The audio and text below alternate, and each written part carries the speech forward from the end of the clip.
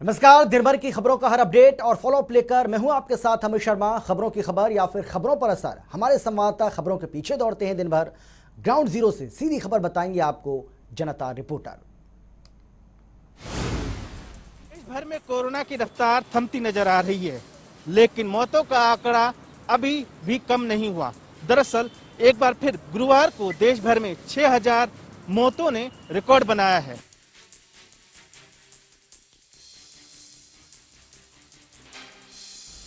भारत में कोरोना महामारी से बिगड़े हालात अब कंट्रोल में हैं। लगातार तीसरे दिन 1 लाख से कम संक्रमण के नए मामले सामने आए हैं, लेकिन एक दिन में रिकॉर्ड 6148 संक्रमितों की जांच चली गई, जबकि 24 घंटे में 94,052 नए कोरोना के केस सामने आए। बिहार में कोरोना से मरने वालों की संख्या में चौंकाने वाले खुलासे सामने आए हैं। दरअसल पटना हाईकोर्ट की सख्ती के बाद बिहार सरकार ने कोरोना से मरने वालों की संख्या 73% तक बढ़ा दी है। नए आंकड़े आने के बाद बिहार में मरने वालों की संख्या 9000 के पार हो चुकी है। नए आंकड़े आने के बाद कई तरह के सवाल उठने लगे हैं कि क्या बिहार सरकार की तरह अन्य दूसरे राज्य भी कोरोना से मौत का आंकड़ा छुपा रही है। बिहार में कोरोना से मौत का आंकड़ा अचानक 73% बढ़ने से मरने वालों का नया आंकड़ा 9375 को पार कर गया है। बिहार में अचानक एक दिन में मौत की संख्या 3951 बढ़ा दी गई।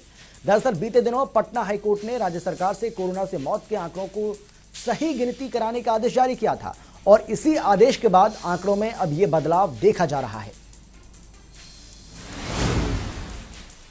योग गुरु बाबा रामदेव ने एलोपैथिक विवाद खत्म करने के संकेत दिए हैं। आपको बता दें कि बाबा रामदेव ने आज यानी गुरुवार को वैक्सीन लगवाने की बात कही। वहीं बाबा रामदेव ने लोगों को वैक्सीन के प्रति जागरूक किया। आपको बता दें कि बाबा रामदेव ने योग और आयुर्वेद का अभ्यास करने की लोगों से अपील कर कहा कि योग एकमात्र बीमारियों का ढाल के रूप में काम करता है। योग गुरु रामदेव ने एलोपैथी विवाद खत्म करने के संकेत दिए हैं। आपको बता दें कि गुरुवार को बाबा रामदेव ने वैक्सीन लगवाने की बात भी कही है। बाबा रामदेव ने कहा है कि हमारा किसी संगठन के साथ कोई दुश्मनी नहीं है, सभी अच्छे डॉक्टर हैं और इस धरती पर भगवान के भेजे हुए वो दूत भी हैं। डॉक्टर इस ग्रह के लिए एक उपहार है। इसी दौरान रामदेव ने योग और आयुर्वेद का अभ्यास करने के लिए भी अपील कर कहा है कि योग बीमारियों के खिलाफ एक ढाल के रूप में काम करता है।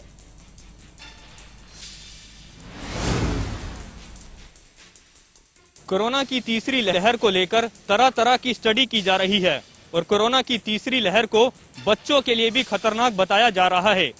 इसी बीच केंद्र सरकार ने बच्चों को लेकर कोरोना की नई गाइडलाइन जारी की है, जिसके मुताबिक 5 साल या उससे कम उम्र के बच्चों को मास्क पहनने की कोई जरूरत नहीं है।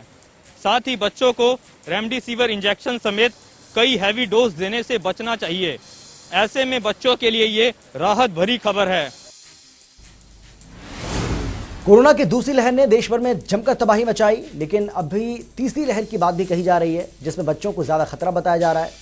वहीं इसे देखते हुए सरकार की तरफ से बच्चों के लिए खास कोरोना गाइडलाइंस भी जारी की गई हैं, जिसके मुताबिक 5 साल या फिर इससे कम उम्र के बच्चों को मास्क पहनने की कोई जरूरत नहीं है। साथ ही कोरोना संक्रमित बच्चों को रेमडेसिविर या स्टेरॉयड देने से सख्त इनकार किया गया है। इसके अलावा बच्चों को हमेशा पौष्टिक भोजन दें ताकि उनकी इम्यूनिटी मजबूत रहे और कोरोना के हल्के लक्षण होने पर डॉक्टर की सलाह से पैरासीटामोल दिया जा सकता है। कांग्रेस में बिखरता युवा नेतृत्व पार्टी के लिए भविष्य की राजनीति पर प्रश्न चिन्ह लगा रहा है। पहले ज्योतिरादित्य सिंधिया तो अब जितिन प्रसाद, लेकिन कांग्रेस में सियासी हलचल थमने का नाम नहीं ले रही। असंतोष की खबर अब राजस्थान से है, जहां पहले बागी हो चुके सचिन पायलट ने एक बैठक की और इस मीटिंग के सियासी मायने आलाकमान के लिए किसी चुनौती से कम नहीं।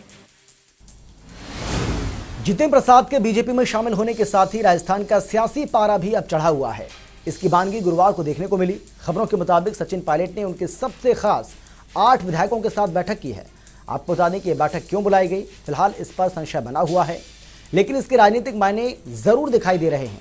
जानकारों का कहना है कि सचिन पायलट के घर पर हो रही 8 विधायकों की यह बैठक इसलिए भी खास है क्योंकि हाल ही में सचिन पायलट पार्टी नेतृत्व से सुलह कमेटी की ओर से मुद्दे न सुलझाने को लेकर नाराजगी जता चुके हैं।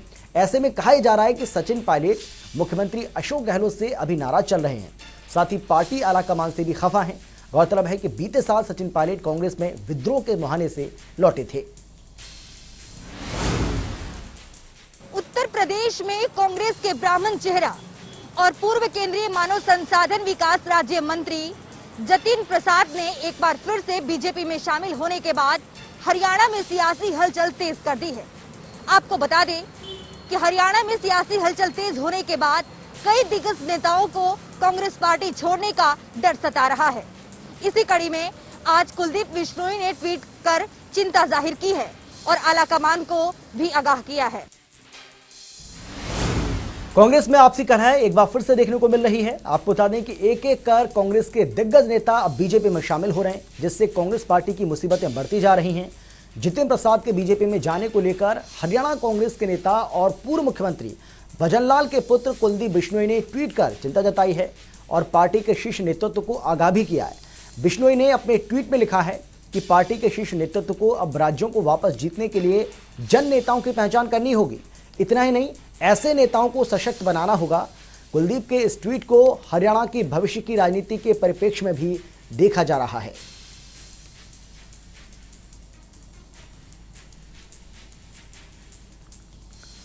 तो जितिन प्रसाद ने जिस तरीके से बीजेपी में एंट्री मारी है, उसको लेकर कई तरह के सवाल अब कांग्रेस पार्टी के अंदर से ही खड़े हो रहे हैं।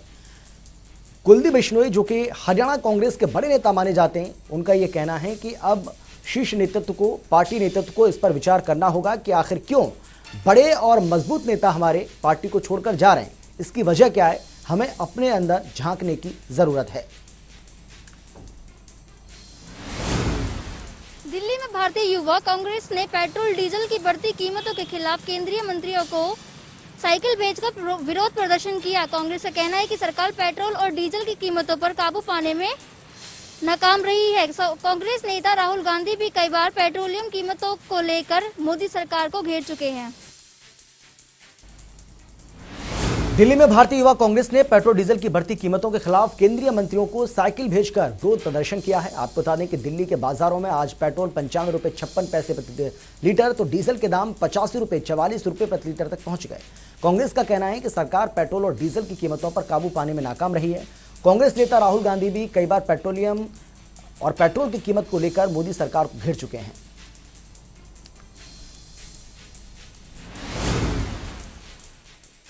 मुंबई की बात करें तो बारिश को लेके हाई अलर्ट जारी करा गया है। मुंबई के जो आसपास के इलाके हैं, चाहे पालगढ़ हो, थाने हो, रत्नागिरी हो, इन तमाम इलाकों के अंदर जो बारिश का सिलसिला है वो जारी है। अगर मुंबई की बात करें तो मुंबई के अंदर एक बड़ा हादसा आज नजर आया, जहां पर बिल्डिंग गिरने से 11 लोगों की मौत हो चुकी है और 7 से ज्यादा लोग जख्मी है। ये इलाका मलाड़ मालोनी का है और 3 मंजिला इमारतें बताई जा रही है। वहां पर जो है एनडीआरएफ की टीम, फायर ब्रिगेड के अधिकारी, बीएमसी के अधिकारी, पुलिस के अधिकारी, तमाम लोग मौके पे मौजूद है और ये जांच का विषय बन चुका है कि ये जर्जर जो इमारत है वो कैसे गिरी है। अगर मुंबई की बात करें तो मुंबई में ऐसे साउथ बॉम्बे में बहुत सारी ऐसी इमारतें जो है जो जर्जर है। हालांकि बीएमसी जो है वो नोटिस देके जो खाना पूर्ति है वो पूरी करती हुई नजर आती है, लेकिन ऐसी इमारतों के ऊपर कोई एक्शन नहीं होता और ऐसे हादसे हर बारिश के अंदर और हर मानसून के अंदर नजर आते हैं और लगातार लोगों की जो मौत का सिलसिला है वो लगातार कई सालों से जारी है, क्योंकि बिल्डिंग गिरने से जो लोगों की मौत होती है, हालांकि सरकार जो है वो हर जाने का ऐलान कर देती है, लेकिन लोगों की जो ऐसी ज़रूरत है वो कहीं ना कहीं विफल नज़र आ रही है। और बीएमसी की बात करें तो बीएमसी जो है वो कहीं ना कहीं विफल नज़र आती है, क्योंकि ऐसे लोगों को नोटिस देके वो अपनी खाली खाना पूर्ति करती है और ऐसी जर्जर इमारतों को कहीं ना कहीं खाली करवाने के लिए वो कहीं ना कहीं काम नहीं करती हुई नज़र आ रही है। हरियाणा के मुख्यमंत्री मनोहर लाल ने प्रदेश के लोगों को 1170 करोड़ रुपए की परियोजनाओं की सौगात दी है। मुख्यमंत्री वीरवार को चंडीगढ़ से वीडियो कॉन्फ्रेंस के माध्यम से प्रदेश के कई जिलों से जुड़े और इस दौरान मुख्यमंत्री ने 98 परियोजनाओं का उद्घाटन और शिलान्यास किया है। इसके बाद मुख्यमंत्री मनोहर लाल ने ये जानकारी दी है कि प्रदेश की 98 परियोजनाएं थी, जिनकी लागत करीब 1170 करोड़ रुपए होगी, जिनका आज उद्घाटन और शिलान्यास किया गया है।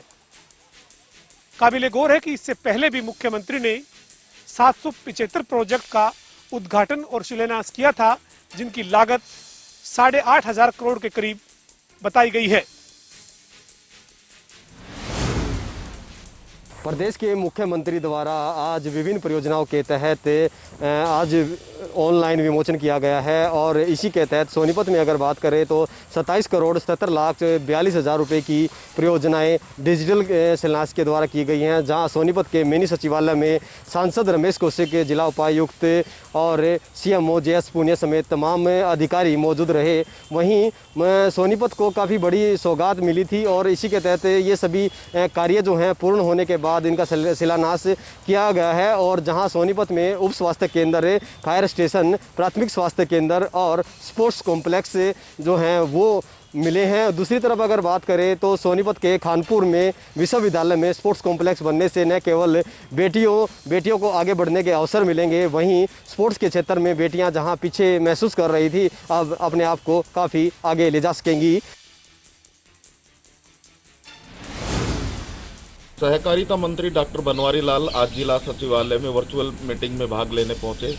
इस मौके पर उन्होंने पत्रकारों के साथ बातचीत करते हुए कहा कि एम्स निर्माण में सरकार की किसी प्रकार की कोई ढिलाई नहीं है। सरबंदी होने के बाद जो किसानों की को ज़मीन का मुआवजा दे दिया जाएगा और उसके तुरंत बाद जो है यहाँ शिलान्यास कर दिया जाएगा। साथ ही उन्होंने कहा कि जो रिवाड़ी का जो बस अड्डा है उसका भी निर्माण कार्य जल्द पूरा कराया जाएगा। साथ ही बावल में 9 करोड़ की लागत से बनने वाले महिला महाविद्यालय का भी निर्माण जल्दी ही शुरू करवा दिया जाएगा।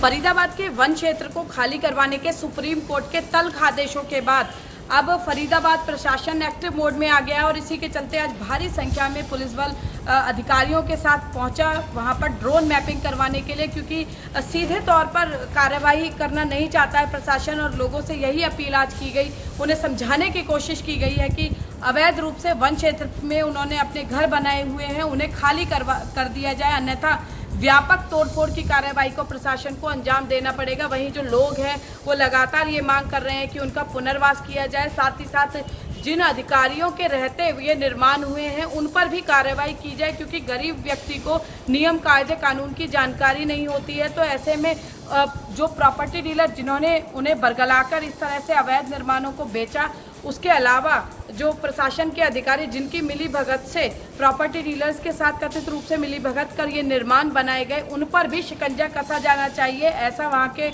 जो लोग हैं उनकी सरकार और सुप्रीम कोर्ट से यह मांग है।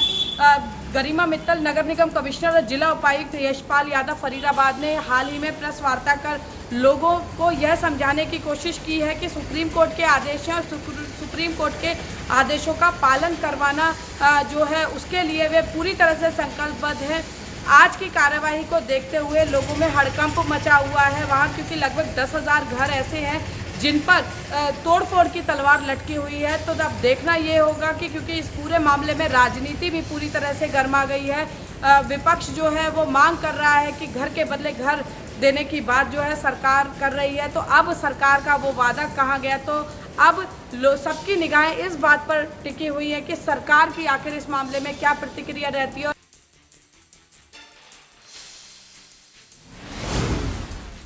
कोरोना की दूसरी लहर की रफ्तार हुई कम। यमुनानगर में सामान्य होने शुरू हुए हालात।